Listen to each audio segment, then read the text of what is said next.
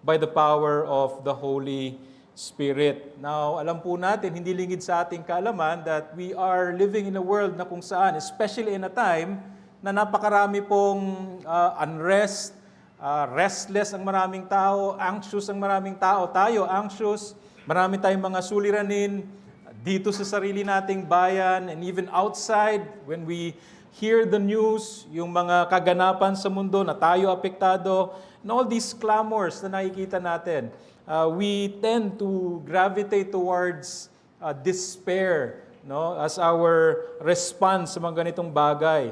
And kung alam niyo yung term na Pandora's box or Pandora's jar, parang ganun yung situation na parang nagsimula sa isang seemingly insignificant na box or bagay, pero nung binuksan ito, ay samut-saring mga sakuna ang lumabas sa box or sa jar na ito. And kung alam niyo yung Greek mythology about that, ay si Pandora ay yung unang babae na nilikha ng mga gods at binigay sa kanya tong jar or box na ito. And in her curiosity, binuksan niya yung box at lumabas lahat ng demon, so to speak, na nagdala ng lahat ng sakuna dito sa mundo. Sa pagmamadali niya, ay tinakpan niya kaagad ito at sinil, at meron pong natirang isang spirit, so to speak, doon sa loob ng box na yon. And kung alam niyo yung story, that spirit is named in Greek, Elpis, and sa Roman mythology, Spes. Diyan po yung Elpis, diyan po nanggagaling, diyan derived yung word sa Bible natin, in the Greek New Testament, yung word na hope. Now, parang pangit, no, galing sa Greek mythology. Pero, what we see, I don't know, pero I would like to think when Paul wrote this sa mga Roman church in particular, is taking a swipe doon sa reality na ito, na sa kanilang pananaw, sa kanilang pantheons of gods, yung hope ay nakakubli, nakatago, sinil. But what Paul is trying to deliver dito is that he wants to counter that, I hope. Na pinapakita is that the hope that humanity needs was not hidden in the dark. Rather, ay ito'y pinagkaloob sa atin at hinayag sa atin. So with that, I would begin yung ating mensahe ngayong hapon. I titled this, Abounding Hope from the God of Hope. Meron lang tayong tatlong main points sa pag-aaral natin ngayong hapon. At first, we will look at the setting. Pangalawa is the intent of Paul's petition, the content of Paul's petition, and yung pangatlo is the intent of Paul's petition. Kasi yung verse 13 is a petition or an appeal na makikita natin na binanggit ni Pablo. But before that, let us seek the Lord's help sa ating pag-aaral ng kanyang salita. Muli, aming Panginoon, lumalapit kami sa inyo, sa inyong kadakilaan, ang aming kasapatan ay nasa inyo. Magmula dito sa pulpitong ito hanggat sa upuan, sa bawat isa na nakikinig, tulungan niyo po ang bawat isa sa amin, na ang inyong paghayag sa amin ng inyong salita, ay nawa kayo ang siyang maitaas, kayo ang siyang makita, at hindi po tao. Nawa ay bigyan niyo po ng masuring pakikinig at pagsiyasat ng bawat isa at mapagpakumbabang puso na sa aming pagdinig nito kami ay umayon sa inyong kalooban. May you strengthen your church here sa CRBC at magpatuloy pa sa biyaya ng inyong anak na si Kristo Jesus. To His name we pray. Amen.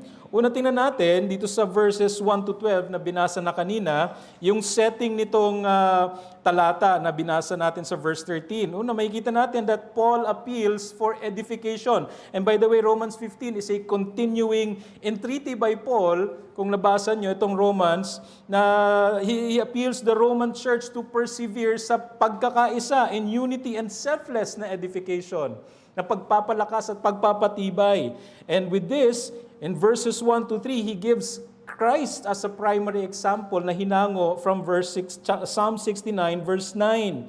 At yung instruction na binigay niya rito or exhortation has its roots, prophesied promise in Christ, na kung saan ito'y nagdadala ng pag-asa. Paulit-ulit, kung narinig nyo kanina, binanggit yung salitang hope. And even an appeal for God's grace sa kanilang pagkakaisa. Paul further petitions on their behalf that they will be granted not only yung grace na makapag-persevere, magpunyagi, at ng encouragement, but also he prayed for the same mind. Hindi lang may yung unity na visible sa kanila, but then sa kanilang pag-iisip, ay nagkakaisa sila. In accordance with Christ, they are to be single-minded in glorifying God. Verse 5 to verse 7. And Paul further expounds sa itong unity na ito by highlighting yung fact that in Christ, verse 7 to 12, there is one people of God. There is neither Jew nor Gentile. Both are recipients of God's grace kay Kristo Jesus, sa mercy niya, sa kanyang kaligtasan. In verse 8, in Christ, the promises of old came to fruition, came to fulfillment. And in Him, sabi siya, the Gentiles will hope or will trust. At pagkatapos nun, He supplements yung truth na ito by praying for their growth. Pinanalangin niya yung kanilang paglago by perseverance in hope. Therefore, yung life ng isang church is to be marked by a unified pressing on and in pursuit of glorifying God. Hindi tayo pwedeng magkanya-kanya ng layunin. Nasabi ko, ako gusto kong luwalhati ng Diyos, ako rin, pero hindi tayo nagkakaisa. There is to be this single-minded, a unified pressing on. Pero sa paglayunin natin gawing ito, we know that in this life, there will certainly be many obstacles. Marami maging difficulties, marami magiging hadlang para magampanan natin itong tungkulin na ito. And that's why yung prayer or yung petition ni Pablo, as we move to the second point, yung content ni Pablo sa first part, yung petition niya, now may the God of hope fill you with all joy and peace. Yung desire or yung prayer ni Pablo sa Diyos is that God would liberally supply. Hindi lang paunti-unti or parang patingi-tingi, but then that God would fill you up with joy and peace.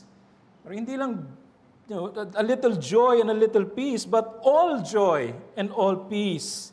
That is yung complete in the sense to be filled with the idea ng replenishment. In an objective sense, ang isang mananampalataya ay meron naman talagang tunay na joy at tunay na kapayapaan dahil sa kanyang natanggap this great and unmerited salvation received from God. That should already have and produce a certain joy and peace na natanggap niya sa Diyos. And this is the kind of joy that springs from the reality na ikaw ay napatawad. You have been forgiven of your sins. You have been absolved of your sins. And yung peace na kung saan, yung reality na ikaw ay reconciled na with God. Hindi na kayo magkatunggali, hindi na kayo magkaaway ng Diyos. You are reconciled. He has reconciled you to Himself through His Son.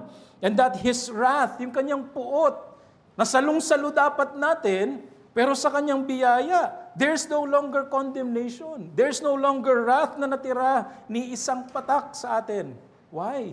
Because Christ took it all on Him.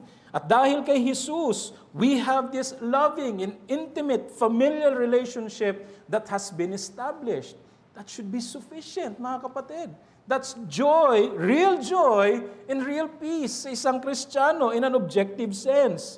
However, kung titingnan natin yung context and even yung text natin, there is a sense of dynamic na sense na meaning nitong joy and peace. Meaning, nagva-vary or either may potential itong mag-increase or mag-decrease.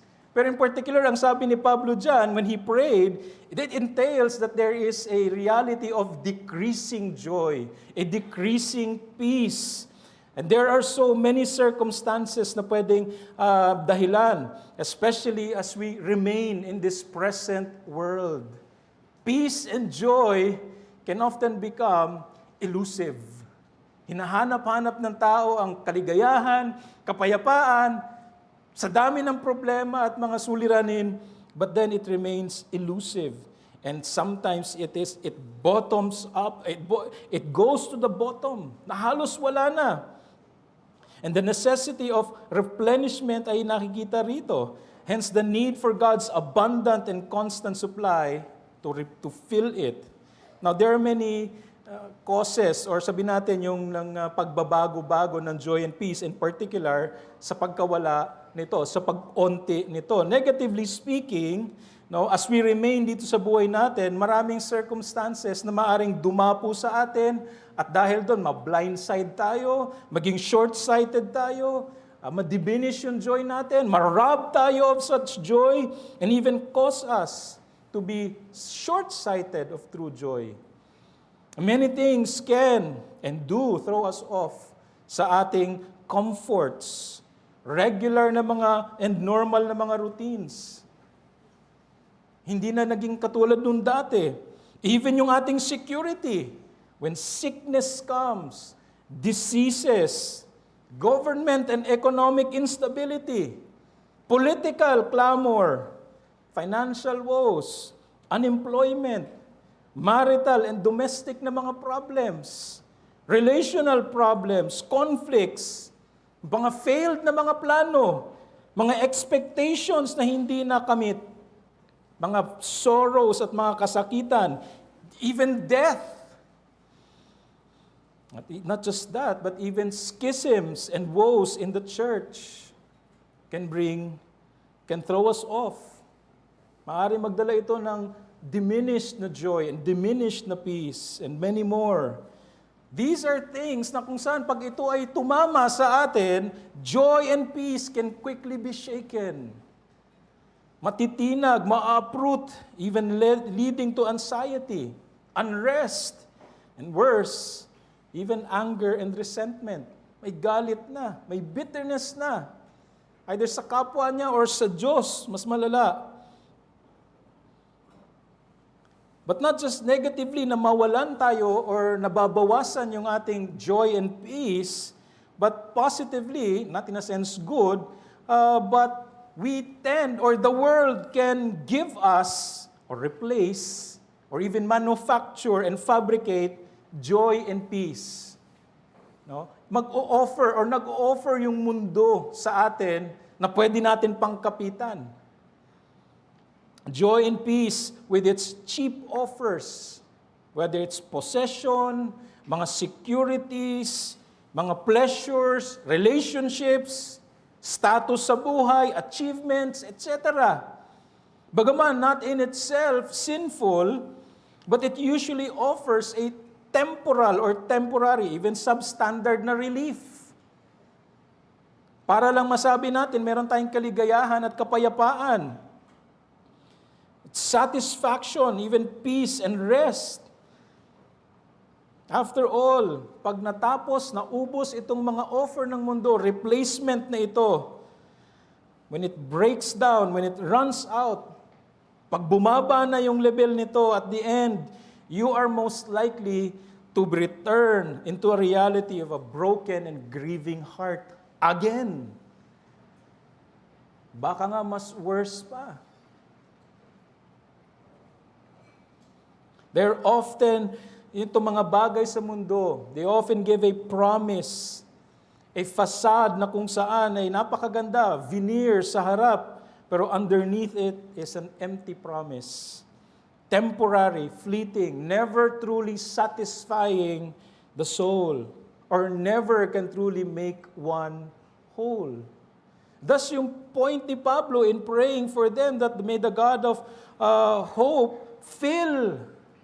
There's a reality na ito ay magdi-deplete. Pero yung context nga mga kapatid is that in doing such, yung replenishment itong joy at peace na ito is in the context ng sa pagkakaisa ng church. So it's in that context na isang iglesia, maaring masaya tayo sa mga ginagawa natin, mga ministries natin, and praise God for the ministries that God has given you dito throughout the years. But there might be tendencies that we could be doing it, wala na talaga yung joy. And we're doing it just out of habit. May it never be. And that kind of joy, replenishing, sinasabi ni Pablo rito, in a church, ay kailangan. But much so, if we cover yung buong buhay ng isang Kristiyano, if we live in such world, hindi lang naman tayo sa church palagi, but we have our lives outside of the church. Family natin, trabaho natin, recreations natin, hobbies and everything else. Sa pamumuhay natin, we will be affected with the things sa mundo. But now Paul, under the first point pa rin, reminds us of the source of all joy and peace. Now may the God of hope. Paul reminds his readers, yung source ng lahat ng graces na ito, magmula verse 1, even yung sa verse 5, perseverance, encouragement, like-mindedness, is God Himself. And here, Paul addresses Him as the God of hope. Kaya sabi ko, while reading and studying, hindi maiwasan na papasok dito. This is a Roman church. This is yung kultura nila at sistema, yung kanilang theology, bago sila naligtas, is most likely may kinalaman sa mga mythologies. And with this, masabi natin, I don't know, but then, the God of Hope is a title na ni-reserve niya para sa Diyos lang. Kung meron mang Diyos ng pag-asa, this is the God that I'm proclaiming sa inyo. Kalimutan niyo na yung pag-asa outside of this God. God is the fountainhead of all true hope. And Peter describes this hope derived from God sa 1 Peter 1:3 as a living hope.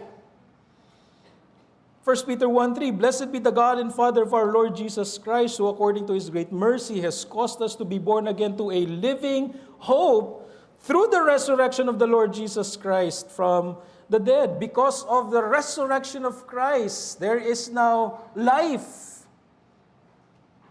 May kapangyarihan si Jesus. Nasa Kanya ang buhay mismo. And in Christ, we have this hope, a living hope. But not only that, Paul also addresses to Titus chapter 2 verse 13, it is also a blessed hope. Looking for the blessed hope in the appearing of the glory of our great God and Savior, Christ Jesus, who gave Himself for us to redeem us from every lawless deed and to purify for Himself a people for His own possession, zealous for good deeds. Yung blessed hope, hindi lang living hope, but a blessed hope. Sa muling pagbalik ni Jesus sa Kanyang kaluwalhatian, ito yung climax ng sojourn ng isang Kristiyano. It terminates in glory, in eternity, sa muling pagbalik ni Jesus. And the blessedness of beholding His Savior face to face. And this is the kind of hope that the God of hope gives. Hindi ito merely heartwarming lang na thought or idea na parang feeling-based lang. May pag-asa, napakasarap. So that it will keep us afloat para man lang maibsan kahit papano yung ating mga nararanasang mga kaguluhan, mga trouble sa mundong ito. Rather, this hope na pinapahayag ni Pablo is personified in Christ. Hindi lang ito kathang isip, tulad nung sa Greek mythology. It's personified in reality in the Lord Jesus Christ. The hope that flows from God is dispensed through Christ's person and work dun sa Kanyang redemption at maging sa consummation, sa muling pagbalik ni Jesus. He is the object of hope. At sino nagbe-benefit at nag-i-enjoy nitong pag-asa na ito? None other than those who are in Christ. Those who are united in Christ. The only hope of salvation para sa humanity na kung saan itong human race was doomed in sin ay hindi po nakakubli. Hindi po nakakonceal. Hindi hinold back tulad nung sa Pandora's box. Rather, or not even spared by His Father, as Paul says in Romans 8:31, but He was delivered for us all.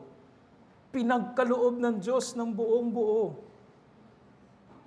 He has given Christ as our hope. And Paul mentions the means of availing such hope in believing. He makes it plain and clear that God's supply ng joy and peace is coursed through faith. Though He did not specify yung object ng faith, we know from Scriptures that faith is not a mere abstract or blind faith. Pag sinabi mo magtiwala ka lang, uso yata yung ngayon, basta tiwala ka lang.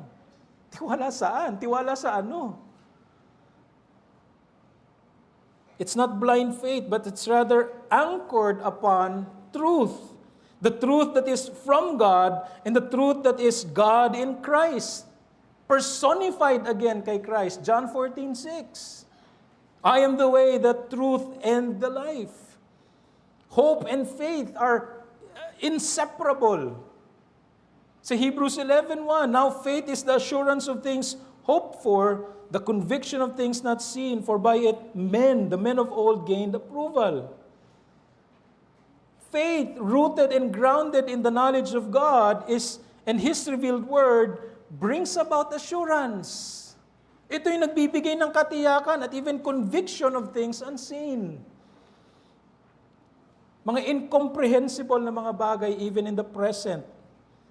Again, hindi to blind faith, but one that is grounded in the knowledge of God, His perfect character, His holiness, His faithfulness, His goodness, and His justice. Knowing that all things that He has ordained ay nangyayari, it's taking place, is for the good of His church. When we speak of providence, mga kapatid, yung providence ng Diyos is His sovereign governance of all things and yung unfolding ng mga decrees ng Diyos from eternity at na-exhibit ito in time and in history. At the center of this providence is His church, His loving delight for His people. Hindi po ito parang general plan para sa lahat and all. But in His providence, He has this care for His church. Therefore, having God's revealed truth that we can safely and firmly anchor yung ating mga pag-asa, it therefore produces real and full joy and peace. Even amid mga adverse circumstances, mga false offers ng joy at peace sa mundong ito. Therefore, true joys and peace in knowing that He sovereignly rules and reigns over all, dito natin makukuha yan. He is good and merciful. He never leaves nor forsakes us. We can have a blessed relationship and communion dahil sa ginawa ni Jesus. Meron tayong common grounds for fellowship as a church. We have our beloved brethren. And even so, we have this blessed hope in Christ's return in glory alongside yung ating glorification. These are blessed and solid joys and peace that the world knows nothing of. Mga kapatid, if you are in Christ and you belong to this church, you have such solid joys. And yet we continue to remain. Ang encouragement is that, yung prayer ni Pablo is that the God of hope would fill you with all joy and all peace. And thirdly, we go to the intent of Paul's petition. Sabi niya kasi dyan, so that you will abound in hope by the power of the Holy Spirit. Yung petition ni Pablo is that the God of hope would fill you with all joy and peace in believing, so that ikaw ay lumago, lumawak, lumalim, at sumagana pa yung iyong pag-asa. And again, be mindful mga kapatid, that in this life, sa paghahanap natin ng comfort, ng aliw, ng kaayusan, we would resort to many things. Nilalagay natin yung pag-asa natin kung saan-saan. And even as Christians, we are careless at times. Nagiging last option yung katotohanan ng Panginoon. Ang hope natin is yung kakayanan natin, whether it's yung lakas natin, whether yung mga talento natin, abilidad natin, Yung mabubuti nating gawa minsan, sinusumbat natin sa Diyos. Mga tanong minsan, Lord, ginagawa ko naman to, ginawa ko to, bakit nangyayari sa akin to? Paul's desire for God to fill the Roman believers, the Roman church, with joy and peace in faith is aimed towards the abounding of their hope. Again, sabi ko nga kanina, you may fill your life, we may fill our life with joys and peace na ino-offer ng mundo. But it leaves us hopeless. But in this case, alam ni Pablo yung kinakailangan na tunay na joy at peace na mag-a-abound sa kanilang pag-asa. Hope entails a continual looking forward for an expectation of something better. Continuous na pagtingin. Many in the world today hope for something better. No? Umaasa na umayos, sana next week mas bumaba ang gasolina. Sana sa susunod na eleksyon, nakasalalay lahat sa tao. Kung yan talaga ang manalo, tingin ko aayos ang buhay natin. There's so many things that people hope for, especially sa ating bansa.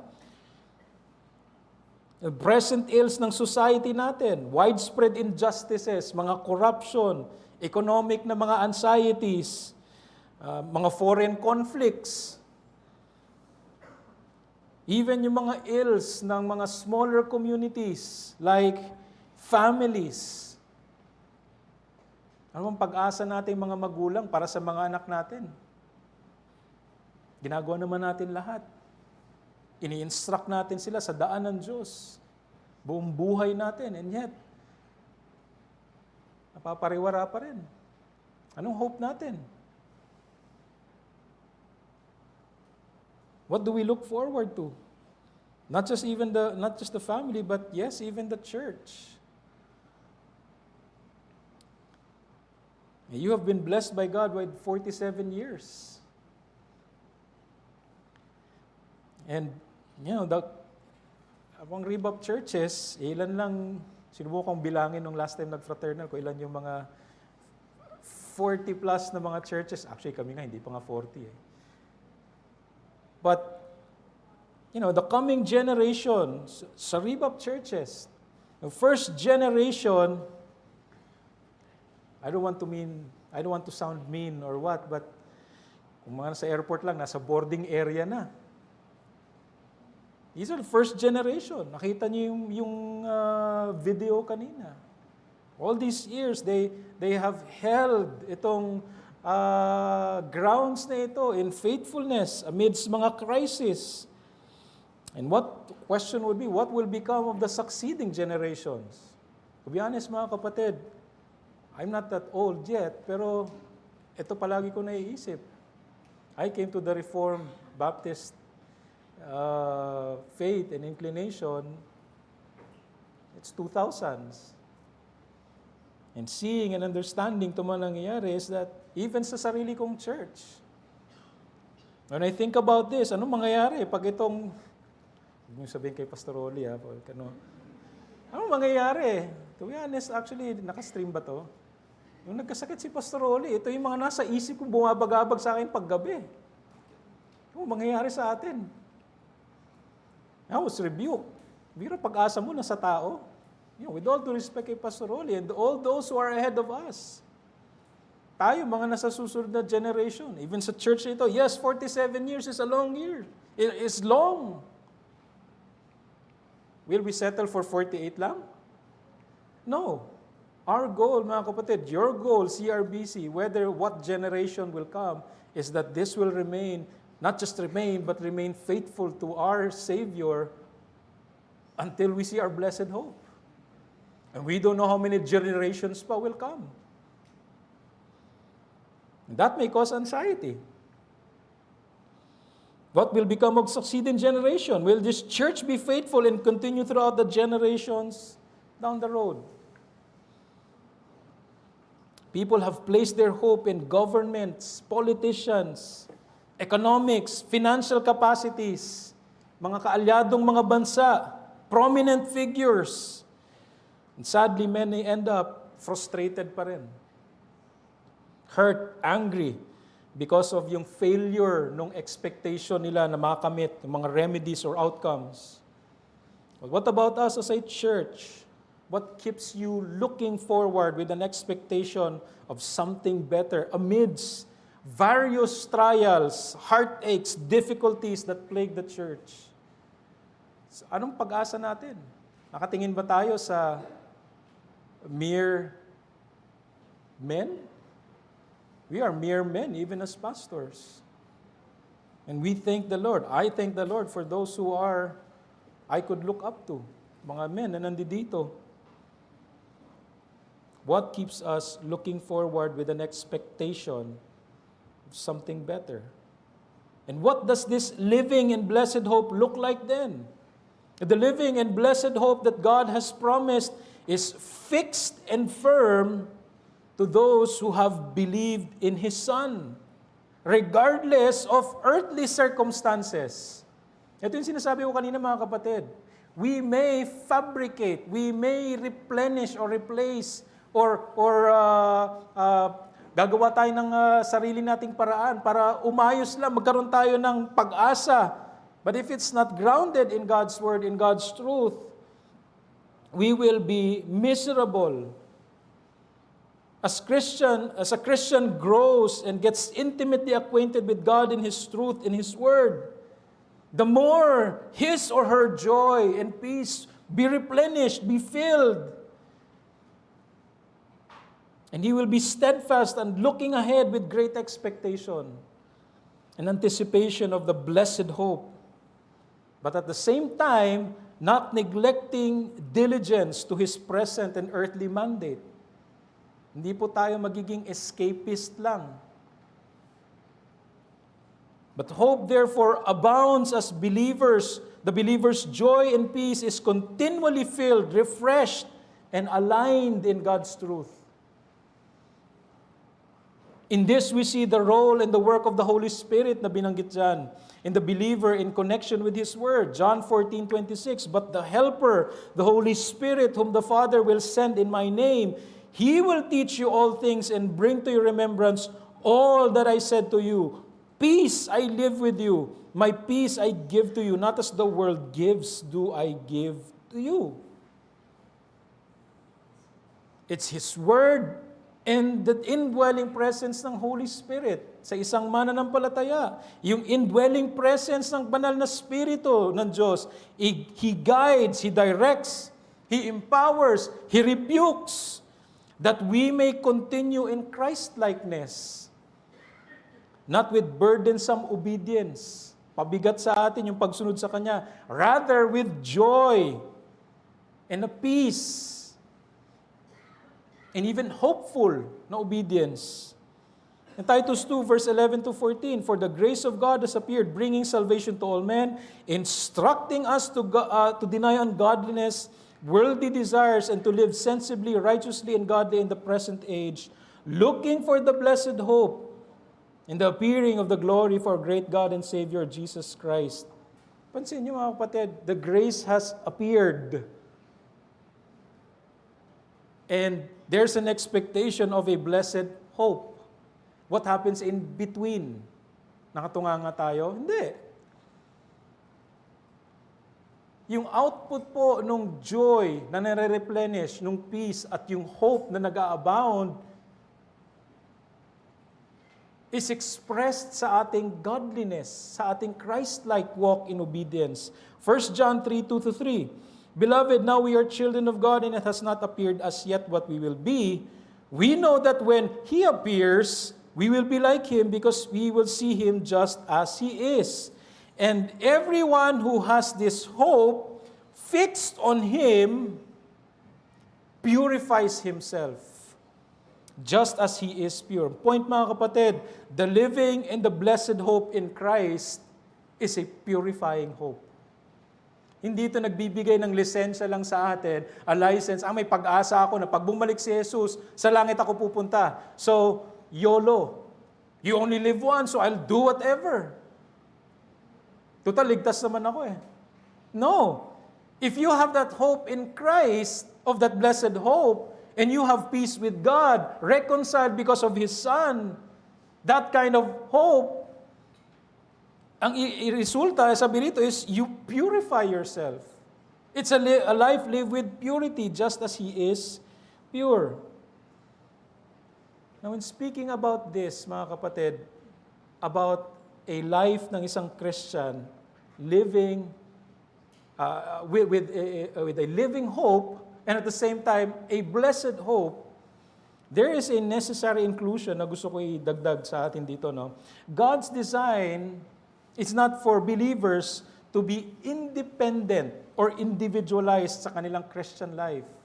Joy, peace, and hope na pinipetition dito ni Pablo is addressed to a church. Ang kausap ni Pablo rito was a church.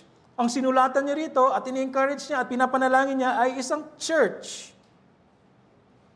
So kung binabasa ito, guess who is receiving and hearing this? Yung mga nasa church. The instruction in Scriptures has its default cultivation in the context of a covenant community, the church. 2 Timothy 2:22, now flee from youthful lust and pursue righteousness, faith, love, peace, and with those who call on the name of the Lord from a pure heart. Your fellow believers. And in this case, kung kanino kayo nakikipagtipan, believers in this church. The church is that seedbed or the garden where this joy and peace is nurtured. Hope is cultivated to abound. It is to be so, not for the purpose na sa kanyang paglago ay magkaroon lang tayo ng superstructure na isang church. Look at us. Just like what Pastor Noel reminded us kanina. We have the tendency to really be geared or inclined or gravitated sa ating mga sarili. I'm not saying that you are. But we have this tendency.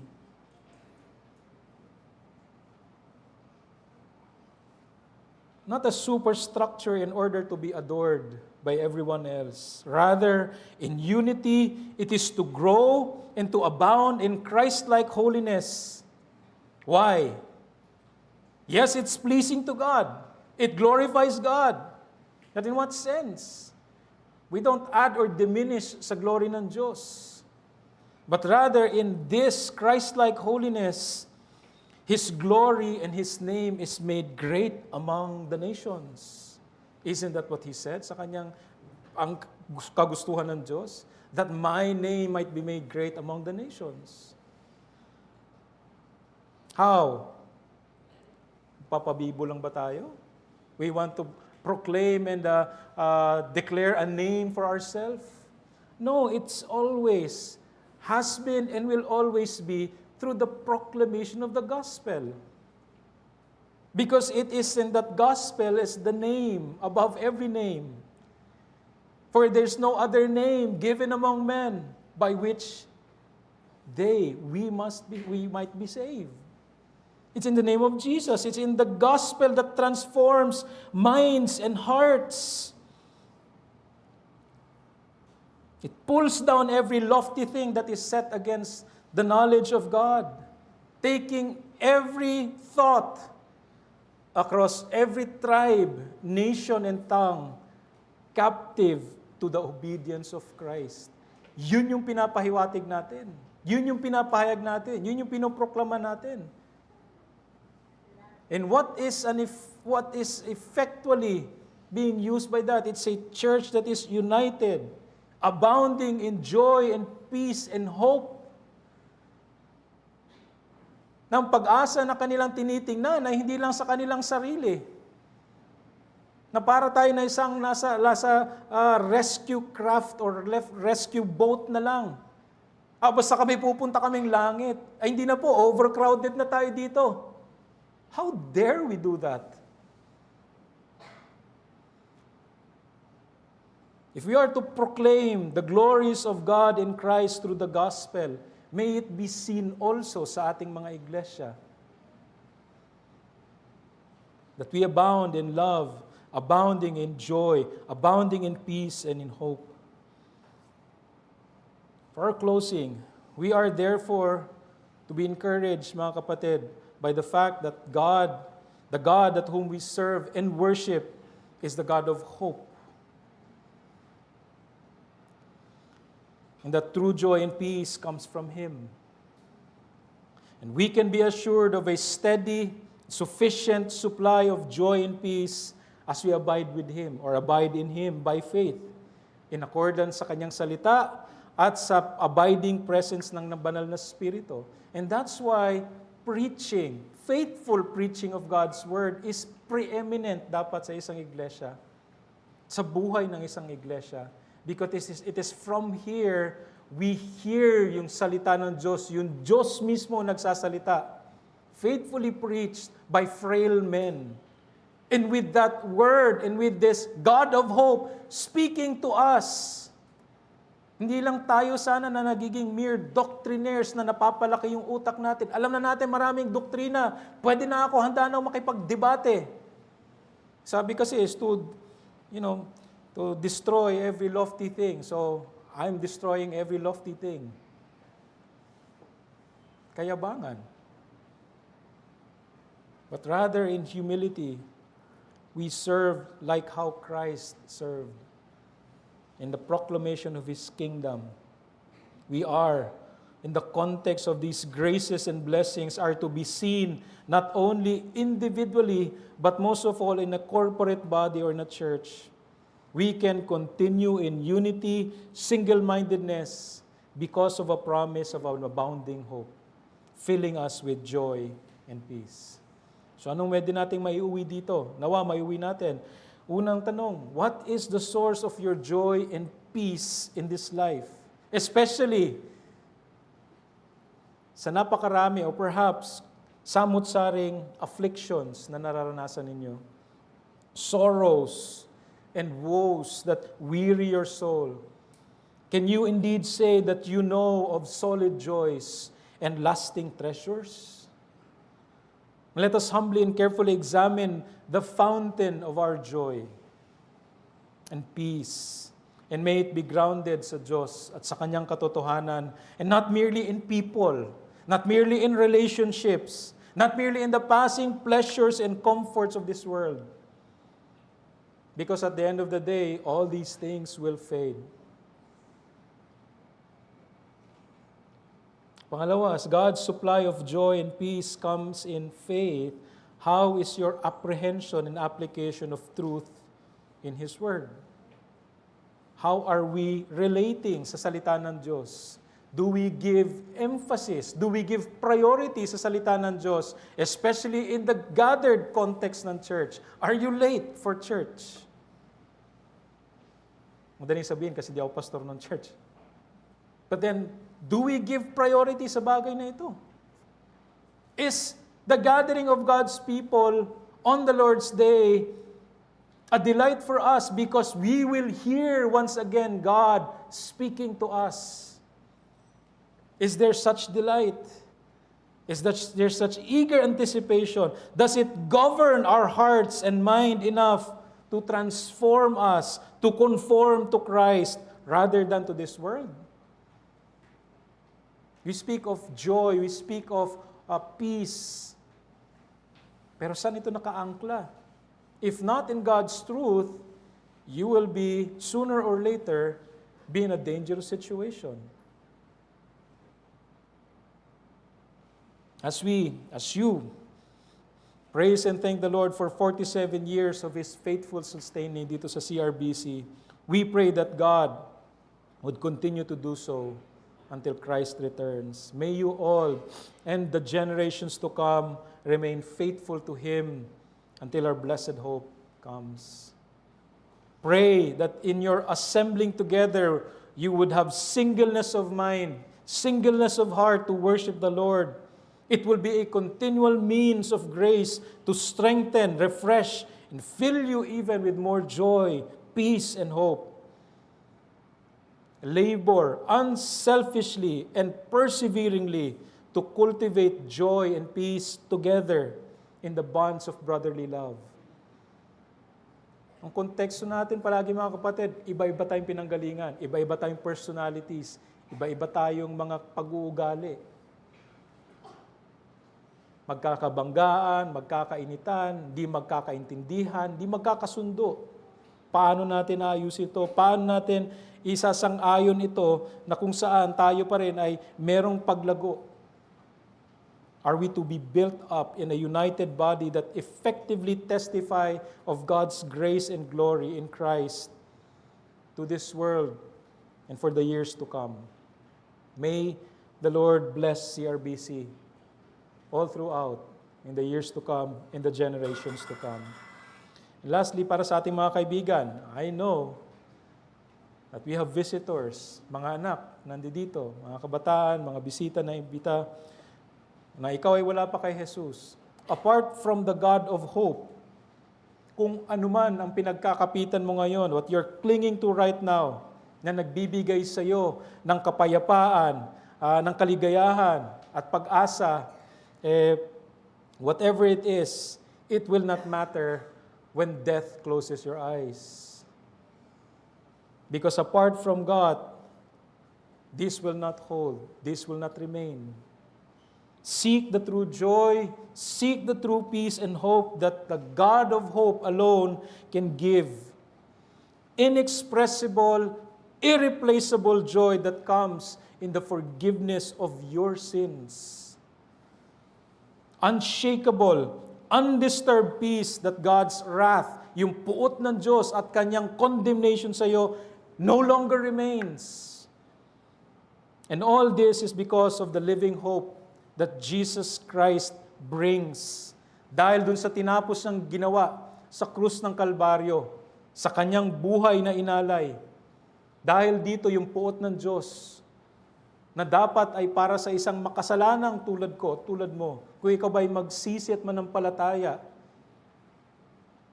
hindi lang biglang nawala yung puot ng Diyos na yun na dapat sa iyo. Yun ay mapupunta kay Jesus. At kay Jesus, tinapos niya yung gawain niya sa krus ng Kalbaryo. Siya yung pag-asa mo. He is your hope for the forgiveness of your sins.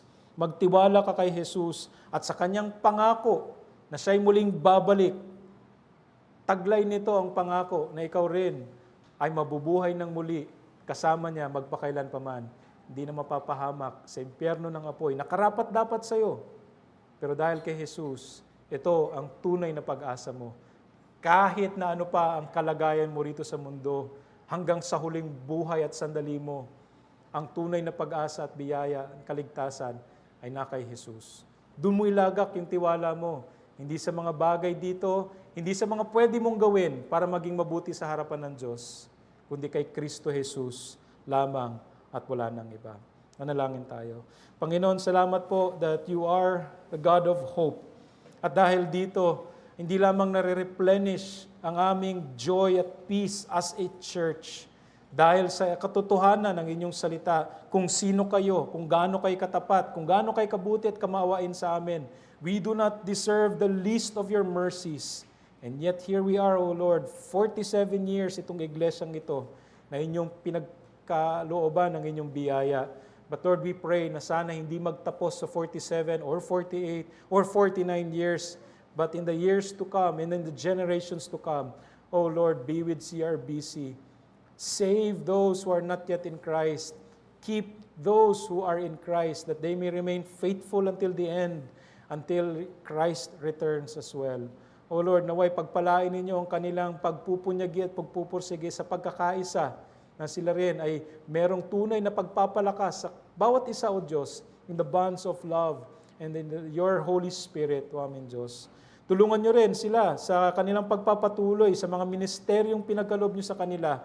Gamitin nyo ang kanilang patotoo, ang mga labors na ito, upang ang inyong ebanghelyo ay lalo pang maikalat at ang inyong kaharian ay lalo pang lumago sa buhay nila bilang isang iglesia. Salamat, O Diyos, at may CRBC, ginagamit nyo magmula pa noon sa mga ministeryong ito. At maraming nakakilala sa Diyos, maraming mga kalalakihan ang na-train, at marami ang mga lumalago pa sa pananampalataya. Salamat sa mga kalalakihan, sa mga pastor na inyong ginamit dito, at mga diakono, at nawa magpatuloy sa kabanalan kay Kristo Jesus, magpatuloy sa pag-ibig sa bawat isa, at kayo ang siyang maluwalhati sa kanilang pagpapatuloy. And Lord, have mercy sa aming mga anak, mga bisita, mga kaibigan, mga mahal sa buhay na wala pa sa inyo. Nawa, O Diyos, ay kasangkapanin ninyo ang salitang ito, salita ninyo. Pukawin ninyo ang kanilang mga puso. Basagin ninyo ang pusong matigas. Pagkalooban ninyo ng puso na buhay, that they may come and humble themselves in repentance and faith towards the Lord Jesus Christ and be saved. That they too would have a blessed hope, the blessed hope in the Lord Jesus Christ. In His name we pray. Amen and amen.